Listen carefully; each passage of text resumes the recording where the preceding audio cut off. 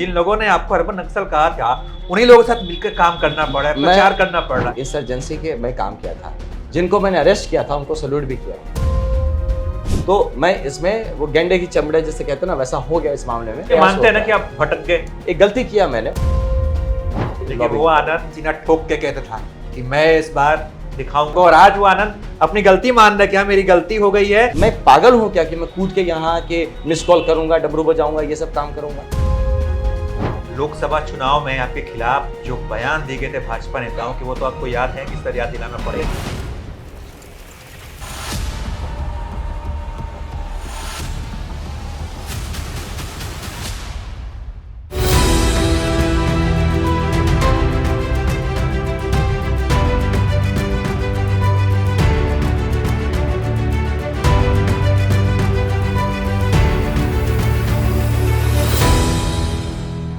नमस्कार, बहुत स्वागत है। और आज हमारे स्टूडियो में पधारे हैं बक्सर से भाजपा के टिकट पर चुनाव लड़ रहे आनंद मिश्रा, जो कि पूर्व आईपीएस अधिकारी हैं।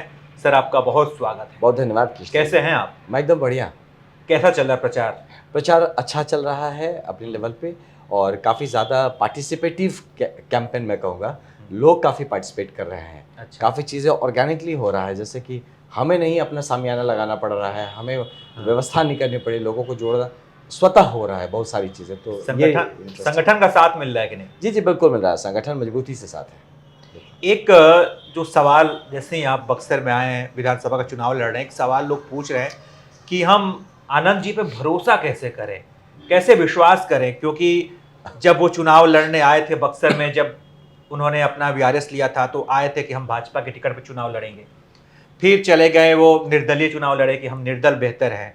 फिर जनसुराज में चले गए, अब फिर से भाजपा में आ गए। ये फिर बोलने से ऐसा सुनने में बहुत बड़ा लगता है। हाँ। ऐसा है नहीं, बड़ा छोटा डिस्टेंस है पूरा।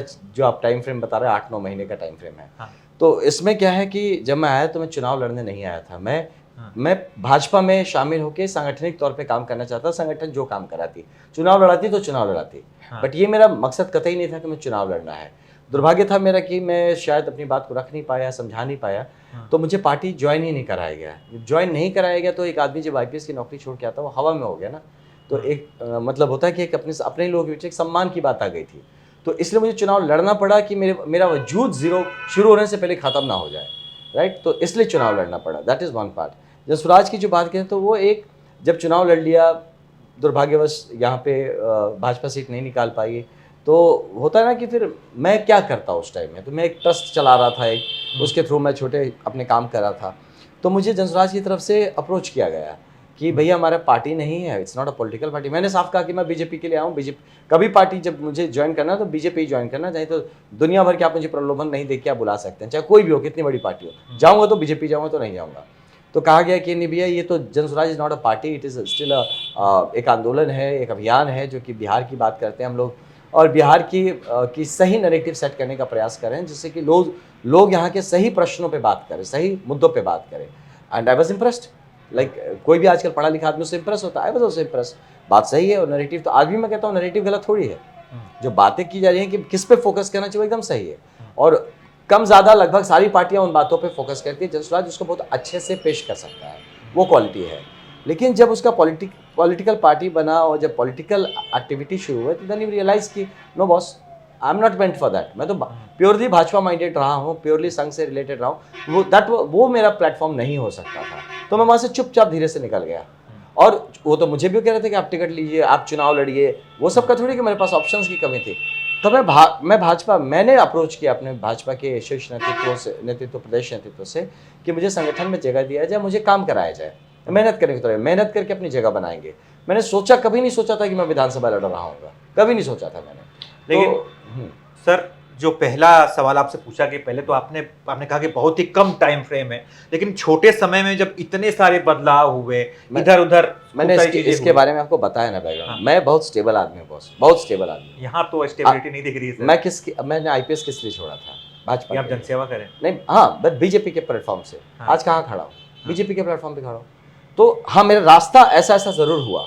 लेकिन मुझे जो लक्ष्य, मुझे जहाँ से आना था मैं वहीं पे हूँ। है ना, ये गढ़ने का तो ये प्रयास मानते हैं ना होता कि है। आप भटक गए हाँ, बीच स्टार्टिंग में में? एक गलती किया मैंने, मुझे नहीं जाना चाहिए था वहाँ पे, ये मेरी गलती थी। हाँ। मैं वो बिहार अच्छा बनाएंगे ये सोच के कि बिहार की अच्छी बात होगी सोच के मैं ज्वाइन किया था वहाँ पे ज़रूर, है ना, लेकिन मुझे ये समझ में आ गया कि वो मेरा विचारधारा ही नहीं है, तो बस मैं तो तटस्थ हूँ अपने विचारधारा पे।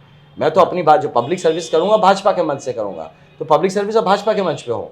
वहाँ का मेरा राजनीतिक करियर बहुत छोटा था राज में, और मैं 3-4 महीने में, देखिए इतनी तो बुद्धि है मुझ में ना कि मैं समझ जाऊँ कि भाई आज कहाँ कौन क्या चाहता है, तो इतनी समझदारी की बात। और जहाँ तक भाजपा का है, मैं सदैव से, हमेशा से, बचपन से जब से रहा हूँ इस विचारधारा, ये मुझे जो आत्मसात हो गया है। मैं अपनी विचारधारा से नहीं कॉम्प्रोमाइज़ किया, मैं अपनी विचारधारा में हूँ, सिंपल एज दैट। मुझे क्या कांग्रेस के ऑफर नहीं आए थे, मुझे बाकी दलों के ऑफर नहीं थे, हज़ारों ऑफर्स थे, बड़े बड़े ऑफर्स थे, मैं आपको ये करा दूंगा वो करा दूंगा, इतनी चीज़ें दे देंगे, मैं क्यों नहीं गया। लेकिन फंसा जनता लेंगे आप। मार्केटिंग अच्छा है भाई, आप मार्केटिंग में आप भी बहुत बार साबुन तेल खरीद लेते हैं, है कि नहीं, लेकिन पता चलता है कि नहीं वो तो कुछ और फ्यूचर में purpose के कभी लिए ऐसी मार्केटिंग का शिकार तो नहीं होंगे आप? नहीं, आई होप कि वो मैच्योरिटी आ गई है अभी। हाँ, तो क्योंकि मैं राजनीति में नहीं था, है ना, राजनीति में होता तो बड़ा राजनीति समीकरण मुझे तभी समझ में आ जाता कि मेरी क्रेडिबिलिटी को हिट करेगा जो आप बोल रहे हैं, है ना, तो मुझे तभी अगर समझ में आ गया तो मैं कभी नहीं गया होता। जैसे आपने कहा कि मैं चुनाव भाजपा के लिए आया था मैं, लेकिन चुनाव इसलिए लड़ा अपने सम्मान के लिए, लेकिन कहीं ना कहीं के नहीं थे ना बॉस, आपको भाजपा, मुझे अगर ज्वाइन कर लिया होता ना तब पार्टी, मैं कति समान ये नहीं लड़ता, चुनाव नहीं लड़ता। ज्वाइन क्यों नहीं? आजकल तो मिस कॉल मार के लोग पार्टी ज्वाइन करते हैं बॉस, आईपीएस छोड़ के आप मिस कॉल मार के ज्वाइन करने आए हैं, क्या बात करें बॉस, तो क्या चाहते थे आप? डेफिनेटली एक सम्मान से आप पार्टी में लिए जाते हैं ताकि हमारे जो पार्टी के लोग हों उनको भी पता चले कि भाजपा कार्यकर्ता के लिए मतलब सबसे ज्यादा जरूरी यह है कि भाई हमारा एकदम स्वागत के साथ मुझे पार्टी में बुलाया जाए। इस बात से आप नाराज हो? ना ऐसी बात नहीं, ऐसा नहीं है, let's not take it that way, ये अपने लिए नहीं है। आप बस आईपीएस की जब नौकरी छोड़ के आते हैं, आईपीएस को इतना छोटा मत कर दीजिए, मैं जीवन में कुछ तो किया था ना, उस बात का एक सम्मान होना चाहिए। आप मुझे, मैं एक लेवल पे पहुंचा हूं जहां से मेरी अपनी कनेक्टिविटी है, मेरा भी अपना समाज में एक स्थान है, और फिर आप कहते हैं नहीं फिर तुम जीरो पे आओ, फिर वहां से शुरू करो, तो ये तो सबके लिए लागू होना चाहिए। आप जब देख लीजिए, जनरली अगर ये ट्रेंड नहीं रहा होता किसी भी पार्टी में कि जब कोई किसी स्थान से आता है तो उसको थोड़ा बहुत मैचिंग, थोड़ा नीचे ही सही, बट उसको उस तरह से एक होता है ना एक्नॉलेजमेंट के साथ ले रहा कि भाई हमारे लोगों को पता तो चले कि ये बंदा आया है। नहीं तो अगर फिर से आप मुझे बोलेंगे नहीं आप फिर जीरो से जाके शुरू करिए, तो जो मैं इतने साल पब्लिक सेवा में दिया हूँ आईपीएस का, उसका कोई वैल्यू नहीं है, वो जीरो हो गया। तो क्या ऐसी क्या दिक्कत थी कि जब आप आईपीएस की नौकरी छोड़कर आए और आपकी बात भी हुई होगी उस समय कि भाई मैं आ रहा हूँ भाजपा के लिए काम करूंगा, फिर कहाँ चूक हुई, क्यों नहीं आपको शामिल करवाया गया? वो देखिए मैं कैसे बताऊं, है ना, मेरी चूक रही होगी। अब आपकी पार्टी है तो आपको मैं बता रहा हूँ कि हो सकता मैं ही अपनी बात को ठीक से नहीं रख पाऊंगा, मैंने ही गलती किया होगा, है ना, पार्टी क्यों गलती करी। देखिए पार्टी बहुत, मुझे भी बहुत लोग नहीं आपने इतना वोट लाया इसलिए आपको ज्वाइन कराएगी, मैं कहा गलत फहमी में मत रहिए। कोई भी जो इस गलत फहमी में है ना, मैं बता रहा हूँ न्यूज़ में भी बनता है, ये नैरेटिव बनता है कि नहीं भाजपा ने।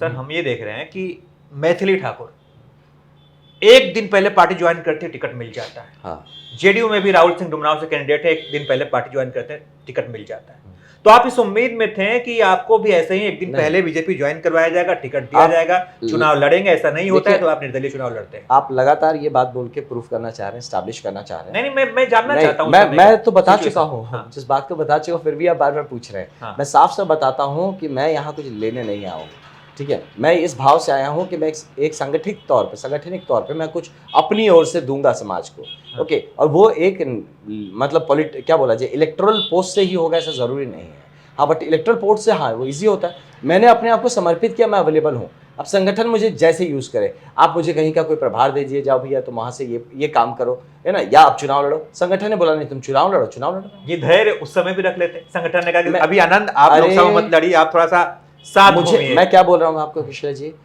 मुझे अगर ज्वाइन कराया गया होता ये धैर्य तभी था। इस बार भी मैं धैर्य में था, मैं तो ऐसा चुनाव इसमें टिकट के मारदौड़ में भी नहीं था। लोग यहाँ से मुझे बोलते हैं भैया सब लोग जा रहे हैं दिल्ली बैठे हैं पटना, आप अक्सर में क्यों घूम रहे हो? मैं कहा यार मैं हुई नहीं दौड़ में, मैं किस लिए मैं कहीं पे जाके। लेकिन वो आनंद जब जिससे मैंने 2024 में बात की थी, एकदम सीना ठोक के कहता था कि मैं इस बार दिखाऊंगा इन लोगों को, बताऊंगा, और आज वो आनंद अपनी गलती मान रहा है कि हाँ मेरी गलती हो गई है, मुझसे गलती हो गई, इसीलिए मुझे बीजेपी ज्वाइन नहीं कराया। ऐसा नहीं, आप अपना फिर से वो रिपोर्ट उठा के देखिए, है ना, मैं कहीं नहीं कि मैं उनको दिखाऊंगा बताऊंगा, मैं सम्मान के लिए लड़ रहा था, मैं तो बता रहा हूँ सम्मान के लिए लड़ा था, क्योंकि आप मुझे एकदम जीरो सिफर नहीं ना कर सकते बॉस। मैं अपना सब त्याग के आया हूँ, सब छोड़ के आया था, और आके यहाँ पे जीरो बन जाऊँ, वो नहीं हो सकता ना। आई हैव टू, मैं आप है ना जिंदा है तो पा लिया चुनाव लड़के, जरूर पा लिया, बिल्कुल मेरा सम्मान बरकरार रहा, पाया नहीं पाया दूसरी बात है, लेकिन पार्टी का सम्मान गिरा नहीं गिरा बॉस। देखिए इतनी बड़ी चीज को एक एक हाथी के ऊपर दो लोटा पानी फेंक देंगे तो उससे हाथी गीला नहीं हो जाता है। ये हम नहीं कह रहे हैं, आपकी पार्टी के बड़े नेता कह रहे हैं कि आनंद ने हमें बड़ा नुकसान पहुंचाया। देखिए फिर मैं बताऊं, एक राजनीतिक जीत और हार दोनों के मल्टीपल कारण होते हैं। सिर्फ एक मुझे इतना बड़ा मत बने कि मुझ में इतनी ताकत हो कि मैं वन ऑफ द रीजन है आप, वन ऑफ द रीजंस हो सकता हूं, यस, आपकी वजह से बीजेपी हार गई लोकसभा, हो सकता है। लेकिन हम अगर इसको ही डिस्कस करना है तो आई डोंट थिंक दैट नहीं मतलब और positive, I think we are discussing, बिल्कुल बात करेंगे, लेकिन जिस पे अभी बातचीत चल रही, जिस पे लोग पूछ रहे हैं हमसे कि भाई पूछिए उनसे, कई तो स्थानीय लोगों ने ये कहना शुरू कर दिया कि आनंद जी नीतीश कुमार की तरफ देखिए फिर वो नैरेटिव्स बनाए जा रहे हैं, ये वर्ड्स क्रिएट किए जा रहे हैं, है ना, और दिए जा रहे हैं। आप राजनीतिक इतिहास उठा के देख लीजिए, पहली बात है ना, कि इट्स नॉट कि मतलब मेरा राजनीतिक इतिहास उठा के देख लीजिए तो आपको मेरे जो भी पॉइंट ऑफ व्यू रहे हमेशा क्लियर है। मेरा ध्येय यही रहा है कि राजनीति एक माध्यम है पब्लिक सेवा के लिए। ओके, राजनीति में ही मुझे अपना कुछ मतलब एक पॉलिटिकली कोई स्थान बना लेना है, ये मेरा ध्येय नहीं था। मैं संघ की विचारधारा का हूँ, मैं इसलिए नहीं चाहता कि मुझे हाईलाइट कर दीजिए या मुझे चुनाव लड़ना ही पड़ेगा, ऐसा कहीं कुछ हाईलाइट तो चाहते थे आप कि बड़े लेवल पे मुझे पार्टी ज्वाइन का भी आपने कुछ देर पहले कहा। देखिए वो थोड़ा हाईलाइट तो चाहते थे नहीं, वो मैं इज्जत चाहता हूँ। और मैं देखिए बॉस, मैं बार बार समझिए, आप इस बात को एकदम से जीरो मत करिए कि एक आदमी जो IPS की नौकरी छोड़ के आता है आप उसको मिस कॉल मार के ज्वाइन करा देंगे। मतलब ये आपकी बात, ये तुक ही नहीं है इस बात में, है ना। अब जबरदस्ती आप थोपना चाहेंगे कि नहीं आप क्यों नहीं मिस कॉल मार के ज्वाइन कर लिए, तो मुझे इसमें तुक नजर नहीं। सर मैं ये मानता हूँ कि बीजेपी एक बड़ी पार्टी है, बड़े लेवल पे काम कर रही है और मैं इसका पार्ट बन सकता हूँ, जुड़ सकता हूँ, तो छोटे लेवल से खुद से मैं शुरुआत तो कर ही सकता हूँ। मैं खुद से आगे के पार्टी ज्वाइन कर लेता हूँ, चलिए मैं ज्वाइन कर रहा हूँ आपके साथ, उतना एम्बिशियस साथ दे रहा हूँ, उतना एम्बिशियस तो बॉस। और सर आप तो उतना एम्बिशियस जीरो से नहीं शुरू करूंगा ना। मैं पिछले 13 साल जो पब्लिक सेवा में अपना जीवन दिया हूँ, आप मुझे फिर क्यों चाहते हैं कि मैं जीरो से? तो ऑलरेडी हीरो थे, जीरो थे ही नहीं, जीरो वाली तो बात। तो आप तो कह रहे हैं कि अब जीरो बन जाओ उसके बाद। ये तो बीजेपी के लिए सम्मान की बात होती है ना कि आनंद मिश्रा खुद आए हैं, मिस कॉल के ज्वाइन कर, आपको देख के और 1000 लोग पार्टी ज्वाइन करते हैं। ये भी तो ग्रैंड लेवल पे लेकर जा सकते थे आप। कहानियां बना रहे हैं, ऐसा नहीं है। ऐसा कौन आज मिश्रा मिस कॉल करके कितने लोग ज्वाइन करते हैं, कितने लोग आते हैं लाइमलाइट में? एक बात बताइए सर, इतने सारे वोट आप लेकर आए थे, ये सारे लोग तो एक समय भाजपा के ही वोट? नहीं, ऐसा नहीं है। क्यों भाजपा के बाकी दलों के लोग ने मुझे वोट? अच्छा एक बात बताइए, ऐसा एक तो आपने सम्मान के लिए चुनाव लड़ा, नुकसान भाजपा का हुआ, आपने ये बात स्वीकार रहे हैं कि वन ऑफ द रीजन हो सकता है। दूसरा, जिन लोगों ने आपको वोट किया उन्हें बीजेपी में भरोसा नहीं था, उन्हें कांग्रेस और RJD में भरोसा नहीं था, उन्हें भरोसा आनंद मिश्रा में था। उन्होंने आनंद मिश्रा को इसलिए वोट किया क्योंकि वो किसी दल से नहीं थे, अकेले चल रहे थे। बट वो जो कुछ वोट आपको मिले, जिन लोगों ने सेब पर बटन दबाया था, वो लोग कहीं उनके साथ गलत नहीं हुआ? बिल्कुल गलत नहीं हुआ। मैं तो यही हूँ ना। मेरे स्वभाव में क्या बदलाव आया है? मेरा उनसे जो इंटरेक्शन जैसा पहले था उससे अभी से क्या बदलाव आया है? मैं नहीं, सुनिए मेरी बात, उनको काम कराना है, मुझसे कराना है ना। हाँ, मेरे अगर किसी बदलाव में मैं जिस दमखम से तब बोलता था कि आपके ये काम कराऊंगा, ये करना है, क्या मैं नहीं बोल रहा हूँ? क्या मैं कह रहा हूँ कि नहीं बीजेपी में आगे तो मैं वो काम नहीं करूँ? अब तो और मजबूती से करूँगा, और तो ज़्यादा। इतने बड़े संगठन का पार्ट हूँ जो कि ऑलरेडी देश के विकास में और बिहार के विकास में इतना एक बड़े लेवल पे काम चल रहा है। जो प्रोजेक्ट्स मैं सोचा था उसका 20 गुना बड़ा प्रोजेक्ट यहाँ चल रहा है। तो मैं तो जो काम उनका तब करा सकता था उससे 20 गुना ज़्यादा अब करा सकता हूँ। वो तो मजबूत महसूस करेंगे उनका। मेरे तब में एक चीज बात थी, मैं ईमानदारी से अपना काम करूँ। आज भी वो बात है, मैं ईमानदारी से काम करूँगा। उनको था कि मैं तभी आपके लिए खड़ा हूँ, आज भी उनके लिए खड़ा हूँ। मैं तब भी आपसे एक्सेसिबल था, आज भी एक्सेसिबल हूँ। तो जनता के लिए, उन लोगों के लिए जिन्होंने मुझ पर भरोसा जताया है, उनमें रत्ती भर भी उनके और मेरे संपर्क में या उनके और मेरे रिलेशन में रत्ती भर का कोई फर्क नहीं है। अच्छा, जनता को इस बात से फर्क पड़ता है कि हमारे नेता किस प्लेटफॉर्म से काम कर रहा है। अब जनता देखेगी कि उनका नेता बार बार प्लेटफॉर्म बदल रहा है। देखिए, अगर आप इस इंटरव्यू के माध्यम से ये सेट करना चाहते हैं एक नैरेटिव, तो अलग बात है। अगर आपने माइंड बना लिया कि नहीं इनको इसी बात पे बात करेंगे, तो अलग बात है। नहीं, बात करेंगे। इस बात पे अगर सोचते हैं कि एक बंदा जो अपना सब त्याग, बस मैं IPS में जब था तो मेरा करियर तो सेट था ना, ये आप क्यों नहीं समझ रहे? मैं पागल हूँ क्या कि मैं कूद के यहाँ के मिस कॉल करूंगा, डमरू बजाऊंगा, ये सब काम करूंगा? जब मैं आया हूँ तो मैं एक ऑर्गेनाइज माइंडसेट का आदमी हूँ ना, प्रोफेशनली ट्रेन। सीधे सोच के ही आएगा कि एकदम टिकट मिलेगा? नो, मैं सांसद संगठन ज्वाइन करूंगा और संगठन में काम करते हुए अपनी जगह उसमें बन जाएगी। संगठन में काम करते हुए जगह अपनी बन जाएगी, बट अपनी जगह बनाना वो मेरा उद्देश्य नहीं। संगठन में रहूंगा, संगठन में जो देश हित में बहुत सारे काम होते हैं उसमें मुझे भी मौका मिलेगा, मैं वो करूंगा, उसमें अपनी जगह, मेरी जगह खुद बन जाएगी। कितना इत्तेफाक है सर कि संगठन आपने ज्वाइन किया और ज्वाइन करते ही आपको टिकट भी मिल गया। और पिछली बार संगठन आपने ज्वाइन नहीं किया था, आपने दलीय लड़ गए। हर आदमी का एक ट्रेट होता है बॉस, किशोर जी, है ना। आपको भी बैक ऑफिस में बिठा के कंप्यूटर पे बोला जाता है एडिटिंग करो बैठ के, किस लिए, आप क्यों कैमरा के आगे बैठे हो? आपने कुछ देखा होगा, है ना? जब आप एबीपी न्यूज़ ज्वाइन किए होंगे तो आपको नहीं बोला ना काम करो, चलो स्टूडियो में सबको चाय पिलाओ। आपने देखा है कुछ स्पार्क नहीं, ये बंदे में स्पार्क है, उसको कैमरे बिठाती है, बात अच्छा करता है, he is a good face. तो हो सकता है पार्टी ने मुझे वो स्पार्क देखा होगा, नहीं यार ये लोगों में ठीक जाता है, ये बंदों ये लोगों से कनेक्ट हो सकता है, इसको लड़ाओ चुनाव। तो अगर मुझे देखा होता नहीं संगठनिक इसमें हो सकता है उनको लगा होगा संगठनिक क्षमता इसमें लड़के में नहीं है, वो संगठन का होगा नहीं, ये पब्लिक में रह के ज़्यादा बेहतर काम कर सकता है उन्होंने। तो आप मेरे जो क्वालिटीज़ रहे होंगे या है उसको भी ज़रा रिस्पेक्ट दिया जाए। आप क्यों चाहते हैं कि मुझे वही काम दिया जाए जो आपके आपके थ्रू या आप सुनना या देखना चाहते हैं या जिससे आपका स्टोरी जस्टिफाई हो, है ना? तो भाई हम तो भी आप सर ये कहना चाहते हैं कि इन फ्यूचर अगर भाजपा आपको ये काम देती है कि आनंद जी आप जो है दरी बिछाइए, पोस्टर साटिए। देखिए अब फिर वो बोलने की बात आप पे आ जाते हैं ना। अब जो कोई एक लेवल अटेन कर लेता है ना, हर एक चीज़ का कोई इज्जत की कमी, हर चीज़ में इंपॉर्टेंट है। अगर मुझे पार्टी ये काम देगी मैं ये काम भी करूंगा, इसमें कोई बात नहीं है, लेकिन मतलब लेट्स बी प्रैक्टिकल। क्या आपको नहीं लगता कि मैं और भी ऐसे काम कर सकता हूं जो कि दरी बिछाने से ज़्यादा मे बी कि दरी की व्यवस्था कराइए, आप दरी आए इसकी व्यवस्था कराइए, दरी बिछ जाए ये व्यवस्था कराइए। जो जिसका देखिए मतलब ये अपना भाजपा जो संगठन है वो होता है ना कि हर एक इंसान के लिए, जो अगर आप संगठन में हैं आपकी एक ज़रूरत है, कोई भी इंसान यहाँ खराब नहीं है, और हर काम दरी बिछाना भी ज़रूरी है, दरी की व्यवस्था करनी भी ज़रूरी है, दरी बिछ जाए तो वहाँ से उठाना भी ज़रूरी है, दरी फोल्ड करके जगह पे रखना भी ज़रूरी है। अब इन 4-5 कामों में जहाँ पार्टी को मेरी व्यवस्था मेरी ज़रूरत महसूस होगी और पार्टी मुझे ये बात बोलती है मैं करूँगा। मैंने साफ साफ अपने संगठन में जो शीर्ष नेतृत्व है उनको कहा था कि आप मुझे कहते हैं कि भैया आप यहाँ से खिड़की खोलना और आपको कूदना है, ये संगठन के हित में है, तो मैं बिल्कुल उनकी बात मान के वो करूंगा, क्योंकि मुझे पता है ये संगठन ने नीचे जाल बिछा रखा होगा या सच में मेरे कूदने से कुछ संगठन का भला। मैं इस लेवल पे डेडिकेटेड हूँ।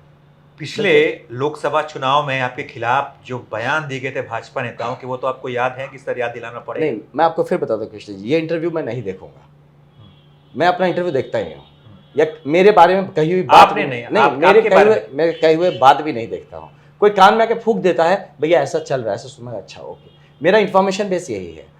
मेरा नाम जहाँ मेंशन हो जाए जिस न्यूज़ में मैं वो न्यूज़ नहीं देखता हूँ। पिछली बार तो अपना रिएक्ट तो करते थे आप, रिएक्ट तो करते थे रिएक्ट क्योंकि मुझे पता बड़ा मुद्दा बनाया था कि अर्बन नक्सली मुझे कहा गया। हाँ, अब वो था बड़ा मुद्दा था, ऐसे इस तरह के बयान में नहीं आना चाहिए किसी को भी, है ना? क्योंकि जो आदमी सो कॉल्ड नक्सल या उस तरह की चीज़ों से लड़ता है उसको ही आप कह दीजिए, तो वो देखिए लेट्स नॉट टेक इट कि मतलब जैसा आप बोल रहे हैं ना कि पर्सनलाइज मत हुई। जब राजनीति कोई करता है तो राजनीतिक तौर पे मतलब पॉलिटिकली करेक्ट होना पड़ता है उस टाइम के लिए, और पॉलिटिकली करेक्ट फैक्चुअली करेक्ट हो ये ज़रूरी नहीं है।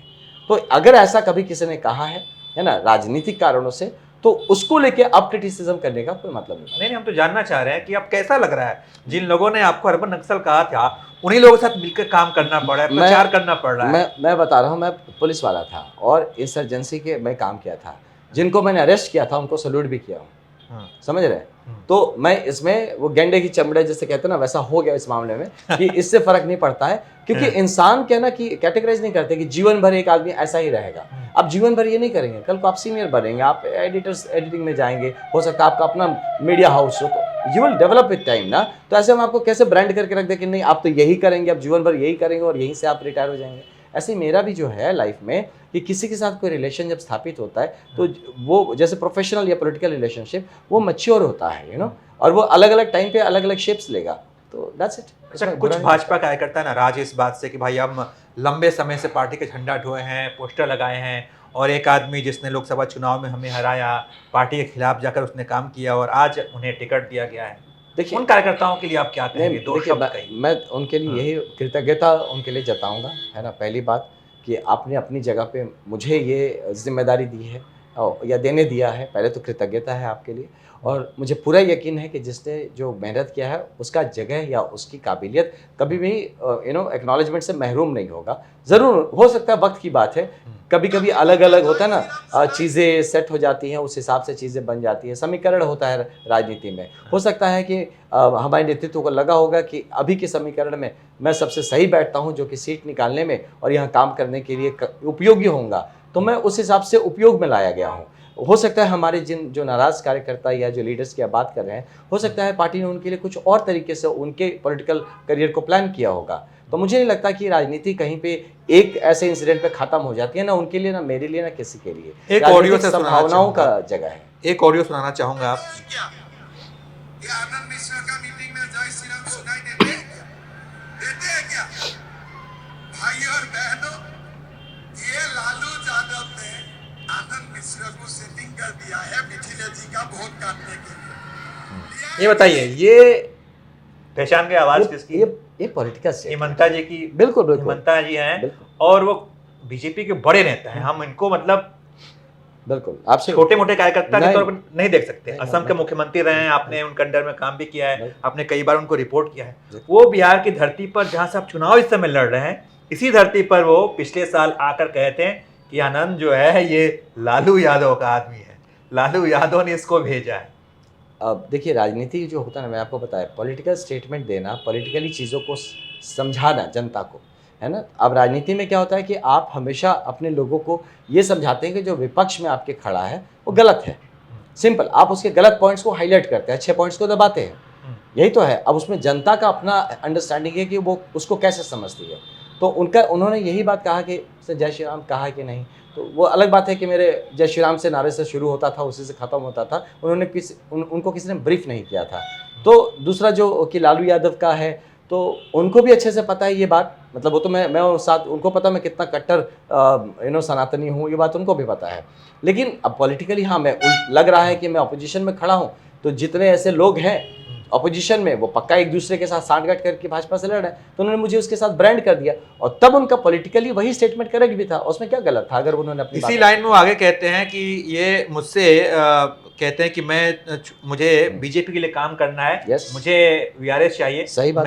मैं मुझे लगा कि आनंद बहुत अच्छे आदमी हैं, जाएंगे बीजेपी के लिए काम करेंगे, और जा रहे हैं, और जाके वो तो हमारे खिलाफ चुनाव लड़े। नहीं, एकदम सही। मैं इतने से आपको क्या बोल रहा हूँ, मैं क्या बोल रहा हूँ आपको, वही बात तो आप मेरी बात को पुष्टि कर रहे हैं। उन्होंने कहा कि वो तो बोला था संगठन के लिए काम करूंगा, और मैं अभी भी तो यही कह रहा हूँ। उनसे मैंने यही कहा था मैं संगठन के लिए काम करूंगा। मैंने कब बोला था उनसे कि मुझे टिकट चाहिए और मुझे चुनाव लड़ना, पूछिए। तो वो तो वही बात बोले, सच बोल रहे हैं वो, और मैं भी ये बात को पुष्टि कर रहा हूँ। हाँ, और आपके इंटरव्यू में शुरू से मैं कह रहा हूँ कि मैंने तो कहा था मैं संगठन के लिए काम करूंगा। अब क्यों मुझे संगठन में नहीं जगह दिया गया, अब उसकी रिस्पॉन्सिबिलिटी फिक्स करेगी पार्टी, करेगी कि भाई क्यों उस लड़के को छोड़ दिया आपने। तब अगर उसके संग आपने संगठन में उसको पार्टी में बस भर देते, मुझे ले लेते हो, मैं तो पद तो मांग नहीं रहा था। कह देते कि चुनाव चला जाओ, तुम महाराष्ट्र में चुनाव करो, तुम जाओ असम में ही स्टार प्रचारक बन के काम करो, मैं चला जाता। तो ये वहाँ पे एक पॉलिटिकल एरर था ऑन पार्ट ऑफ, जो हो सकता है कि लोकली जो भी जिसने डिसाइड किया हो कि अभी मुझे नहीं ले रहा है, तो मैं बस उसको उतना मानता हूँ। और बिल्कुल सही कह रहे हो जो कह रहे हैं, मैं उनकी बात चलिए, आप ये तो मानते हैं कि उस समय कुछ एरर हो गया होगा, कुछ मिस्टेक हो गया होगा। उस समय जब आप चुनाव लड़ रहे थे, तब उस समय वर्तमान में भाजपा के सांसद अश्विनी चौबे थे, तब आप तमाम मुद्दों पे हल्ला बोल रहे थे, स्वास्थ्य व्यवस्था को लेकर सवाल उठा रहे थे। अब क्या आपका वही टेक? नहीं, देखिए यहाँ पे क्या है, यू हैव टू अंडरस्टैंड कि लोकसभा में जो वहाँ पे जनरल यहाँ पे गवर्नेंस का इशू लेके बात उठा रहा था, है ना, आज भी मेरा वो टेक है। यहाँ इशू है गवर्नेंस का।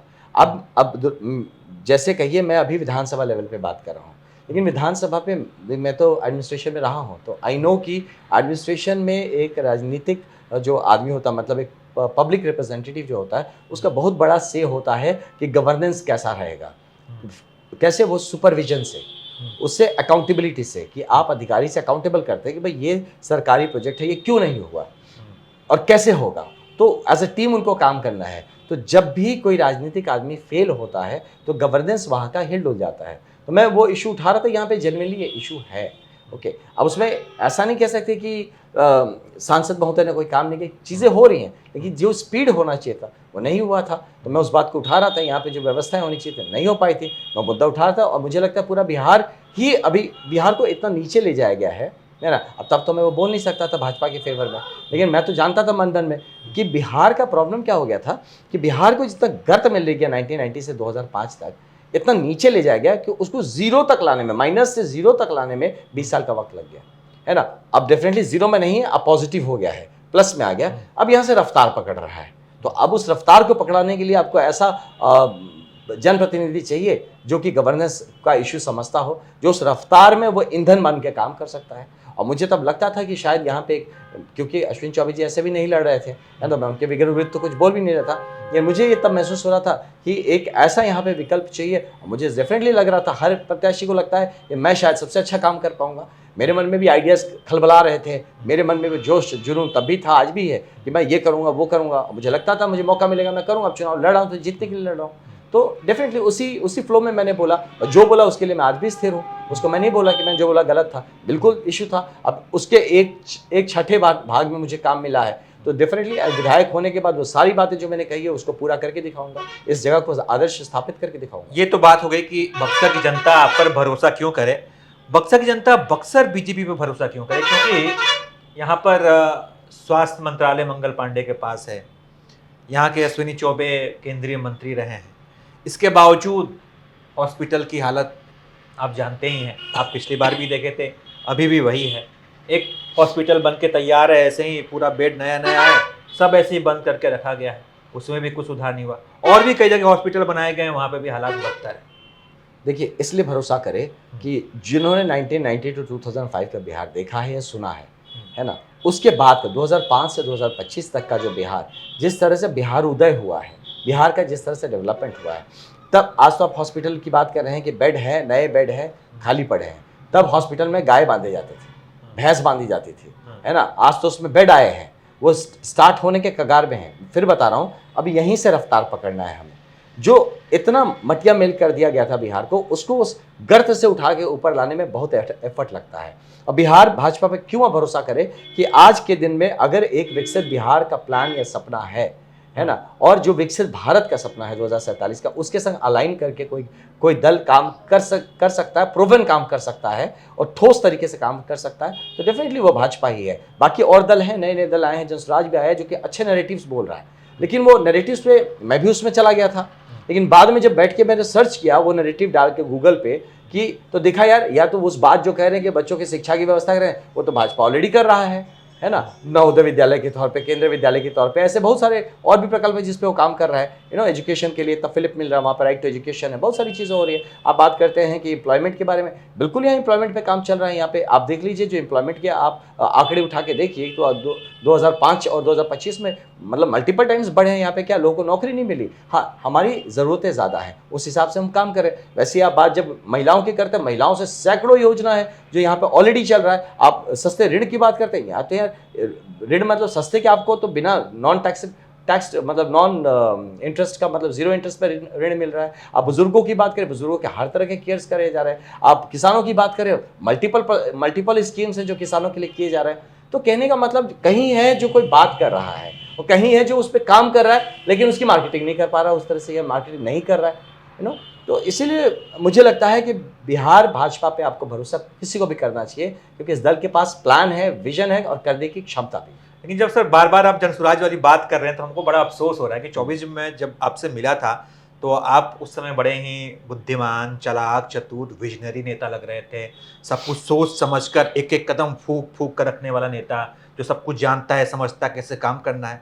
वो आदमी किसी की मार्केटिंग में कैसे फंस सकता है? नहीं फंस सकता है। वो क्रेडिट देना पड़ेगा आपको जनसुराज को, they are good in marketing, उनकी मार्केटिंग बेहतर है, उसके लिए आपको क्रेडिट देता हूँ। मैं पूरा क्रेडिट देता हूँ कि सुपर गुड मार्केटिंग है। वो पानी को भी गंगा जल बोल के मतलब बेच देंगे। तो उनका कोई संगठन भी है युवा वाला, उसका भी आपको अध्यक्ष बनाया गया था।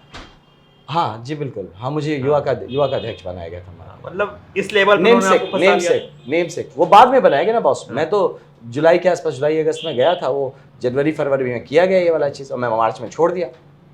तो एक चीज लोगों ने कहा कि जब लोकसभा चुनाव संपन्न हो गया तो फिर आपने बक्सर छोड़ दिया, फिर कुछ समय तक बक्सर क्या बात कर रहे हैं? कौन बोल रहा है ये राजनीतिक बातें हैं। कौन बोल रहा है मैं नहीं दिखा, जो बोल रहा है वो नहीं रहता होगा बक्सर में, इसलिए उसने नहीं देखा है ना। हाँ, तो मैं गली गली दिख रहा था, गली गली हूँ, कैसे नहीं। हाँ, बीच में ये एक पार्ट में मैं नहीं था, जब मैं एक मोटरसाइकिल यात्रा कर रहा था पूरे बिहार का, उस पार्ट में मैं बक्सर, उसमें भी बक्सर आया था, उस यात्रा में भी बक्सर के पार्ट से गुजरा था। वो एक टाइम है जब आप कह सकते हैं कि मैं बक्सर में से 3 महीने में करीब 15 दिन यहाँ था, बाकी दिन बाहर था। वो एक छोटा सा फेज था। बाकी हर टाइम में मेरा घर ही यहीं पे, मैं यहीं से जहाँ मुझे काम देते हैं मैं जाता हूँ, वापस बक्सर आ जाता हूँ।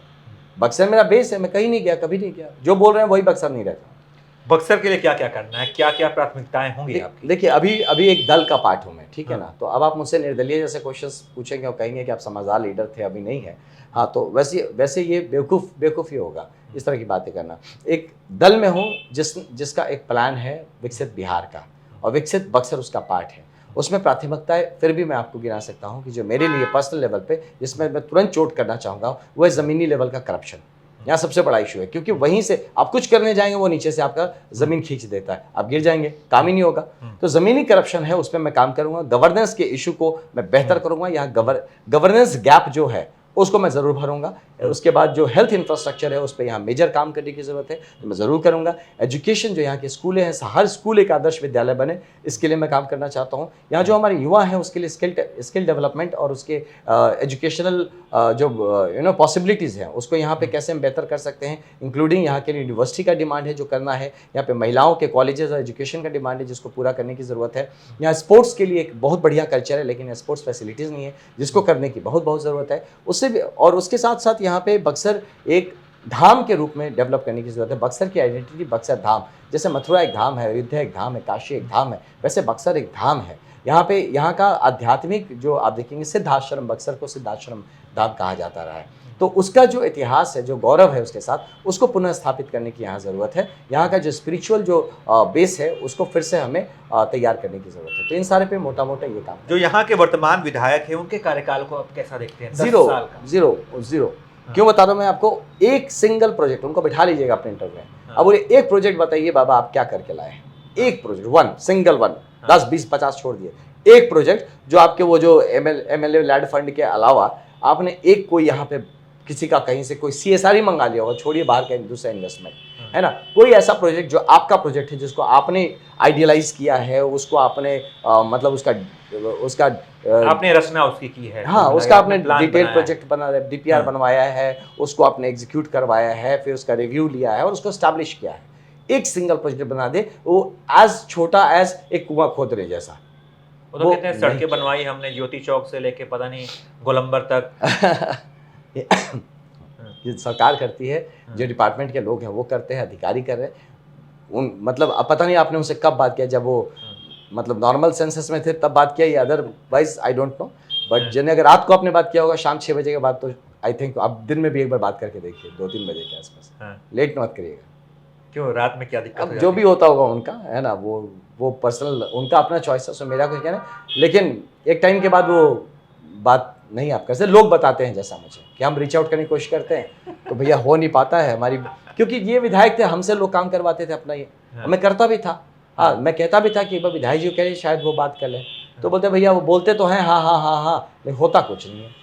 तो ये सब इश्यूज हैं। वो कहते हैं कि हम विधायक हैं, हमारा काम है यहाँ की समस्याओं को, यहाँ के मुद्दों को सदन में उठाना, सदन में अपनी बात रखना, प्रोजेक्ट भेजना, लेकिन जो सरकार है यहाँ की वो हमारे प्रोजेक्ट को अप्रूव करती नहीं है। ये लोग हमारे काम में अड़ंगा डाल देते हैं। यही इसी को कहते हैं लीडरशिप, समझे केशले भाई। जहाँ पे आप रोके जाते हैं और उसको तोड़ के निकलने की काबिलियत है, तब आप लीडर हैं।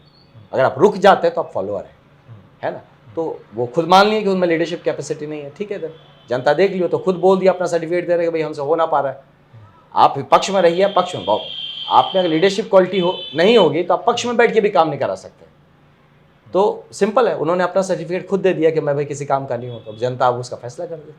चुनाव से पहले एक गायकी वाला मुकाबला भी चल रहा है आपके और मुन्ना तिवारी के बीच में। एक आपका गाना लोग बगल में गा रहे हैं कि आप भी कहीं मंच पे खड़े होकर गा रहे हैं, और एक मुन्ना तिवारी का ताता तू ना आपने भी सुना। तो अब वही है, क्वालिटी है लोगों के, कौन क्या गाने भी चूज करता है ना। आपने देखा वाला वीडियो?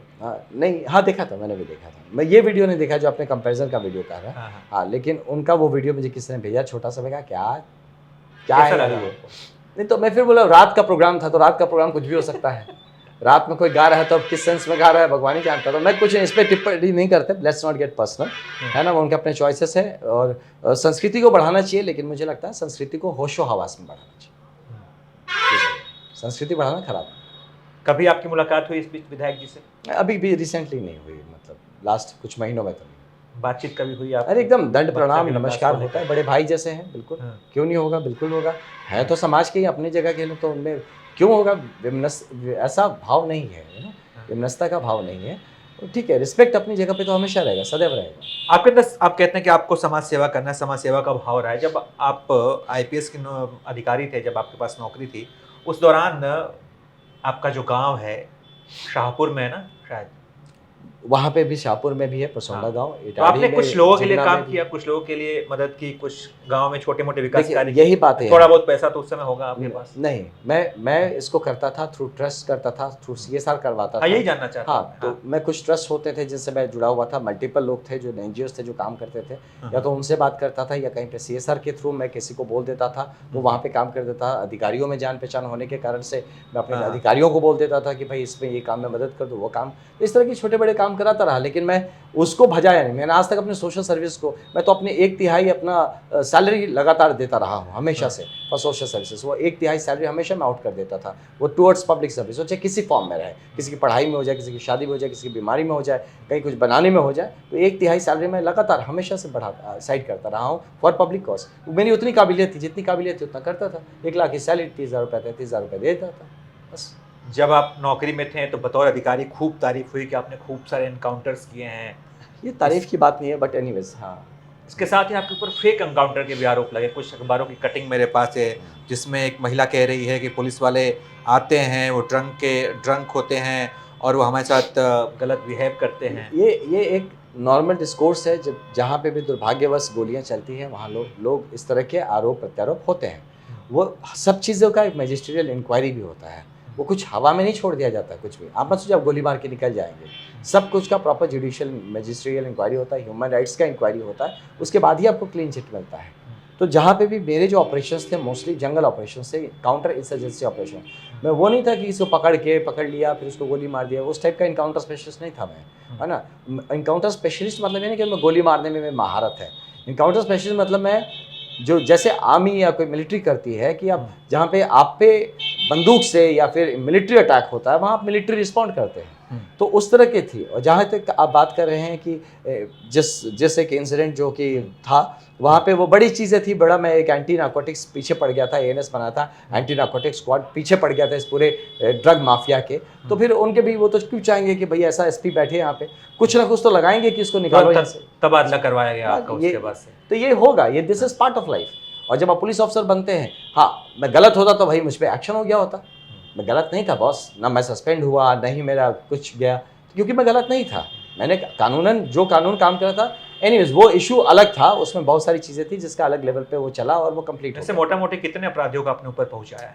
नहीं ये देखिए गलत है, अपने ऐसा नहीं करना चाहिए। दिस इज ये एक ना बताओ ये क्रेडिट नहीं है। मैं मुझे इस बात का कतई फ़क्र नहीं है कि मेरे हाथों लोग मरे हैं, इस बात का फ़क्र नहीं है। वो एक ऐसा इशू था, मैं लोगों को यार मैं जियाने का काम करूँ, उनको ज़िंदगी देने का काम, वो मारने का काम कौन सा बड़ा काम हो गया। पर दुर्भाग्य था कई 100 थे ऐसे, है ना, फ्यू हंड्रेड्स थे जो कि ऐसा सिचुएशन हुआ जहाँ पे कि वी वर फोर्स्ड, हम पे गोली चल रही है, हम गोली कर रहे हैं, they were killed and all of them were militants.